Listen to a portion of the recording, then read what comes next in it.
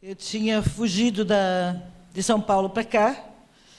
A perspectiva em São Paulo era entrar para a luta armada ou fugir da luta armada. Ou foge, como é que é? Eu vou para o mato ou corro para o morro, né? E eu fugi da luta armada e vim para Salvador.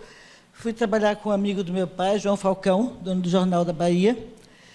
E no Jornal da Bahia, uma vez me disseram, você conhece o Pelourinho? Eu disse, não, vamos lá. Eu fiquei encantada. Eu tinha 19, 20 anos. Naquela época, você saía de casa muito cedo e fazia muita besteira, muito cedo também. E aqui eu estou usando uma metodologia sugerida por um palestrante que me precedeu, de juntar um pouco da minha vida pessoal e um pouco do meu trabalho. E falar nisso, eu discordo da coisa da chuva e das pessoas. Eu acho que, se tivesse feito sol, nós teríamos menos gente aqui. Até os dentistas não recebem clientes no dia que faz sol, as pessoas não vão nem ao dentista.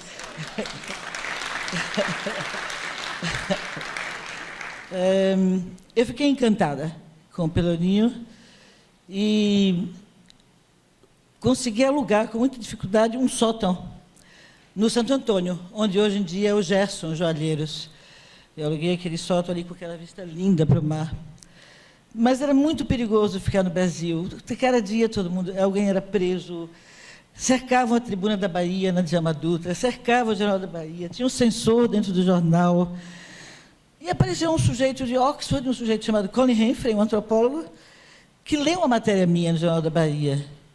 E disse, o que você faz? Eu digo, olha, é uma ditadura, eu faço medicina. Eu espero que os caras não digam que osso não é osso e músculo é músculo, né? Eu estou fazendo medicina porque é uma coisa que não tem como eles dizerem que é politicamente para a direita ou para a esquerda. É histologia, biologia, fisiologia, patologia, etc. Ele disse, você está feliz? Eu falei, não gosto dos meus colegas. Um outro professor maravilhoso, mas não é bem o que eu queria fazer. Ele disse, você quer vir para a Inglaterra? Eu disse, bom, toda a minha geração havia pensado sempre que iria um dia para a França.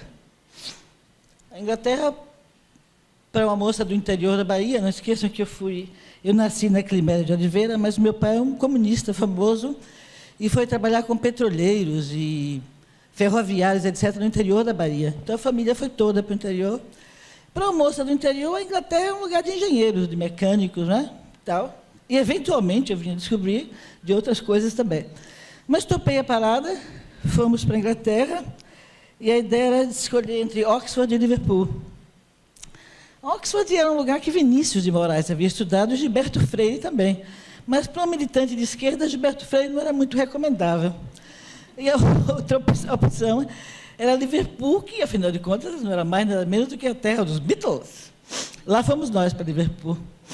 Eu lembro que a gente tomou a decisão num bairro aqui de Salvador, chamado Alto das Pombas, junto com um colega fotógrafo, Dario, e era uma decisão que queria muito cuidado, muita sensibilidade, e para isso tinha que tomar um LSD. Uma decisão dessa você não toma, né? Para a Inglaterra, sem um LSD. Um negócio impressionante, aquela droga impressionante. E claro que o negócio foi Liverpool. E como Liverpool é norte da Inglaterra e é pobre, é muito fácil para um baiano viver aí. Até porque eu já tinha vivido em São Paulo, a gente já tinha fugido em 64 para São Paulo. E se você sobrevive em São Paulo, você sobrevive no inferno, não tem problema. Sobreviveu aí, você está animado para sobreviver em qualquer lugar. E ficamos 7 anos em Liverpool, e a gente sustentava aí, trabalhando na Suécia. Os suecos pagam muito bem, você tem aqueles... Eu limpava quarto de hotel, você tem aqueles trolleys cheios de lençóis, detergentes, vassouras, cobertores, etc., etc. E esses trolleys, você só circula com eles no elevador de serviço. Na verdade, quem cuida de um hotel nunca aparece no saguão do hotel. Você usa os subsolos e outros elevadores. E eu estava com esse trolley enorme, cheio de roupas, esperando o elevador de serviço. O elevador baixa e tinha uma comida no chão. Uma taça enorme, cheia de coisas coloridas e bolachas. Como boa moça de Alagoinhas, eu dei um pulo para trás, bati minhas costas na parede e falei, é bozó. Aí me tremendo, as costas doendo, falei, mas não pode ser Bozó, eu estou em Estocolmo, eu estou a 12 mil quilômetros de Salvador, é lá na Bahia que tem Bozó, aqui não tem Bozó. Que diabo é isso? Mas comida no chão, para mim, vai ser sempre Bozó. Aí eu descobri que eu era baiana. É um lugar ótimo de você descobrir que é baiana, em Estocolmo. Né? Comida no chão é Bozó, então, portanto, a minha identidade estava resolvida. Resolvi minha identidade em Estocolmo. Um belo lugar para você resolver a sua identidade. Na volta para cá, para o Brasil, com a abertura política, eu consegui comprar uma casa no Centro Histórico. Alguns colegas meus, antropólogos, sociólogos, eles costumam se casar com os objetos de estudo deles. Eu não, eu só comprei a casa e vim morar com o meu objeto de estudo. Eu tinha concluído o curso de Sociologia na Universidade de Liverpool, com uma pequena monografia que explicava, ou tentava explicar, à luz da literatura existente, os ciclos da economia brasileira e as cidades que esses ciclos gestaram. A cana gestou Salvador, o ouro criou o Rio de Janeiro e o café criou São Paulo. Essas cidades cresceram e surgiram e se desenvolveram a partir desses produtos, que são os produtos de exportação do Brasil durante a maior parte da história brasileira. Cana, ouro e açúcar. O que, no meu entender, fica claro para mim, sempre ficou, que nós somos globais desde 1549. Nós estamos inseridos na economia mundial e produzindo em larguíssima escala toneladas de açúcar, ou de ouro, ou de café, para o mercado mundial. Essa coisa de falar de globalização somente no final do século XX me parece mais um certo desconhecimento da história do Brasil. Pelourinho. Ao ter morado no Pelourinho, no começo da década de 70, no Santo Antônio, né, eu conheci um monte de gente. Quando você faz medicina, a primeira coisa que eles te pedem é remédio para você dar injeção. Então, eu dei injeção em um monte de gente. Como eram aquelas terramicinas, 1.200, não sei o quê, sempre na bunda, né? Então, eu conheço a bunda de um monte de gente aqui no Pelourinho. E eles me conhecem também. Muito engraçado, outro dia eu estava subindo a ladeira do Carmo, a ladeira do Pagador de Promessas, a ladeira do Jerônimo, né? A ladeira da escadaria. E Gliotti, que é um cara que me conhece há uns 30 anos, disse, e aí, professora? Para me aborrecer, ele me chama de Françoise. Eu nunca morei na França, mas só para me chatear. E aí, Françoise?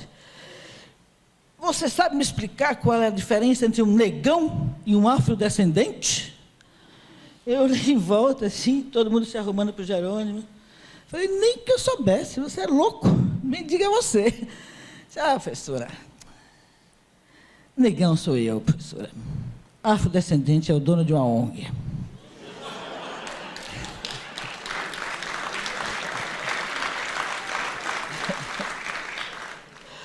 Então, você aprende muita coisa. O trabalho que eu vou tentar resumir para vocês aqui é um trabalho que eu desenvolvi para a Universidade Federal de Minas Gerais. É um trabalho acadêmico, mas ele não é sucupiresco. Eu acho que Dias Gomes já lidou com essa coisa de baiano que fala difícil. Eu detesto.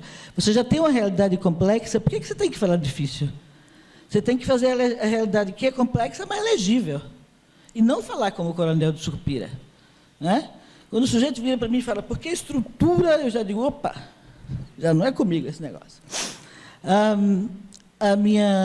O meu objetivo principal nesse trabalho era e é mostrar que foi criado uma instituição construída de pessoas anônimas, como eu, como qualquer outro, chamada IPAC, para tentar, em 1967, para tentar lidar com a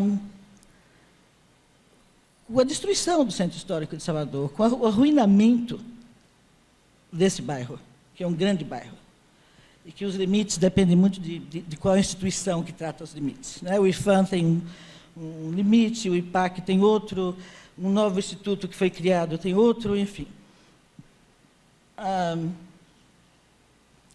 a ideia era brigar com os meus colegas. Eu adoro uma briguinha. E os meus colegas da arquitetura, da sociologia, da geografia, da economia, etc., eles vêm aqui e entrevistam as pessoas famosas, os donos de ONG, né? Os poderosos. E aí, nunca Carlete é ouvida, nunca Fininho, você sabe o que é o nome do Fininho, né? Nunca Fininho é ouvido, nunca as pessoas que vivem aqui desde 70, desde a época que eu vivi aqui, que eu morei aqui, são ouvidas. Falei, não, a primeira coisa que tem que fazer é não ouvir donos de ONG, é ouvir as pessoas que viveram aqui. Então, o meu trabalho tem mais ou menos 30 e poucas entrevistas, desde aquela funcionária que pagou a indenização do sujeito que saiu. E ele, além de ver essa coisa sob o ponto de vista dessas pessoas, ele vê também todas as outras tentativas que o IPAC fez de preservar a população aqui. Eu estive aqui no ano de 80, e o IPAC tinha restaurado 3 ou 4 casas, ali em frente a Filhos de Gandhi, e colocaram de volta nas casas as pessoas que antes moravam. E eu fui visitar um amigo meu, que atendia pelo nome, e atende pelo nome de Jorge Ilusão. Jorge Ilusão, filho de um sujeito que faz lapidação em Prefeitura Vita, e que trabalhava aqui no Hotel Pelourinho, tinha sido um dos agraciados com uma casa restaurada, um apartamento restaurado pelo IPAC. E a primeira coisa que Jorge Ilusão quis foi me vender as torneiras, o banheiro, o bidé e tal. Ou seja, não adiantava você restaurar e entregar para as pessoas se elas não valorizavam aquilo. Um dos funcionários, criado no bairro, nascido e criado no Pelourinho, que eu entrevistei, aliás, eu estou falando que eu entrevistei, mas eu não teria feito esse trabalho sem a ajuda dos meus alunos do curso de urbanismo da UNEP. Eu devo muito a eles. A entrevista com um funcionário do IPAC, que é antigo morador, nascido e criado aqui, ele disse, não, eu preferia sair, eu preferia a minha indenização, porque eu queria morar num bairro de verdade. E aí você entra com uma coisa que os sociólogos trabalham muito, às vezes, sobretudo a sociologia americana, que é a coisa do estigma. Em 1930, a polícia tinha trazido para cá, reunido todas as prostitutas do centro da cidade e trazido para o Maciel. O Maciel são 8 ruas, 220 e poucos edifícios, e quando o IPAC começou a trabalhar, eram mais ou menos 3 mil prostitutas. Quando a reforma de 92 foi feita, 20 anos depois, você só tinha 40 prostitutas no centro histórico. A moralidade havia mudado, a AIDS havia chegado, aquele tipo de prostituição não funcionava mais, né? A libertação sexual das moças de classe média, como eu, e tal. A virgindade já não dava mais suicídio. Eu tive uma vizinha em Lagoinhas que suicidou-se, porque disse que não era mais pura e se matou porque tinha perdido a virgindade. Isso não ocorria mais em 80, em 70 e tal. Então, você tinha uma mudança de valores, de comportamento, etc. E a própria droga que essas meninas usavam eram aquelas drogas injetáveis, remédios diluídos, etc., que acabavam com elas. Elas tinham 20 anos, 30, pareciam que tinham nada. Parecia que tinham uma velha acabada. Meu trabalho está cheio dessas entrevistas, algumas são como soco no estômago, onde você chorar. De uma mulher chamada Raquel, que é um negócio impressionante. E a outra coisa que eu acho que é interessante é não fazer um julgamento da reforma de 92, e aqui que eu acho que o meu tema é contemporâneo, e a conversa vale a pena ser ouvida. O problema não foi você pegar ruínas, terrenos baldios e transformar. Aliás, eu quero agradecer ao meu irmão, Agleberto Lima, fotógrafo do Estadão, que me cedeu essas fotos que são de 1991, um ano antes da reforma, alguns meses antes da reforma. Era isso aí. Fora o fato que você tinha um monte de terrenos baldios, que já não existia mais casa nenhuma, entendeu? Os caras construíram a casa, não tinha casa para ser restaurada. A casa já tinha acabado. No caso do Maciel, 11 casas não existiam mais, eram terrenos, 40 e tantas eram totalmente arruinadas. Olha a condição de moradia das pessoas. E as pessoas queriam sair, as pessoas achavam que aquilo não era bairro. O estigma da prostituição, o estigma de morar no... Até hoje, as pessoas padecem desse estigma. Os meus colegas, eu comprei uma casa na Cruz do Pascoal. Não é Pelourinho, é Santo Antônio. Mas meus colegas dizem, com quem que sua filha brinca? Você mora no Pelourinho?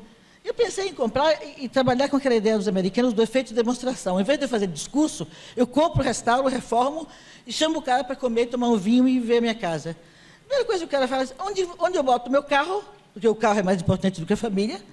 Não é por isso que os apartamentos enormes da Barra estão todos aí para vender por nada, e as pessoas se mudam para o Horto. Porque no Horto você tem 4 garagens, na Barra você só tem uma. Então o carro é mais importante que a família, ninguém quer morar ali porque não tem garagem. E a segunda coisa é com quem sua filhinha vai socializar. Bom, às vezes eu sou desaforada e digo, vai socializar com os pretos, com os ratos e com as putas. Mas não é nada disso, isso é um mito, isso é puro estigma. Não existe mais prostituta, não existe mais rato. E as pessoas continuam pensando, olham para você com pena, você mora lá? Então, o que você tem para pensar sobre o Pelourinho doravante, eu só tenho 1 minuto e 39, é o seguinte, o problema não foi a reforma do Pelourinho, foi o destino que foram dados aos imóveis do Pelourinho, totalmente equivocado. O destino foi patético. O problema não foi construir onde havia ruína, não foi construir onde havia um terreno baldio, foi o que você fez uma vez construído isso. E aí, eu acho que a culpa não é do IPAC. A culpa foi quem tirou o IPAC de campo e botou outra pessoa para fazer isso. Eu não vou dizer o nome da pessoa, porque tem a questão da ética, deixa para lá, mas vocês um dia vão descobrir.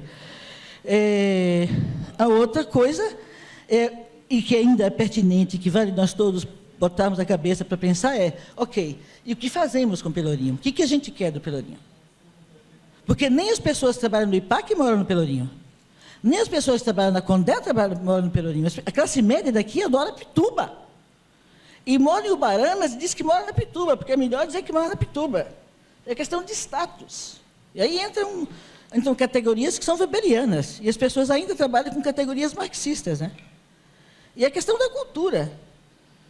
A cultura da classe média olha o Pelourinho como um lugar que estraga salto de sapato. Ele só vê esse incômodo de salto de sapato. E por que não vende tênis lá? Podia continuar a conversa. Acho que o meu trabalho vai estar no site da UFMG a partir do mês que vem.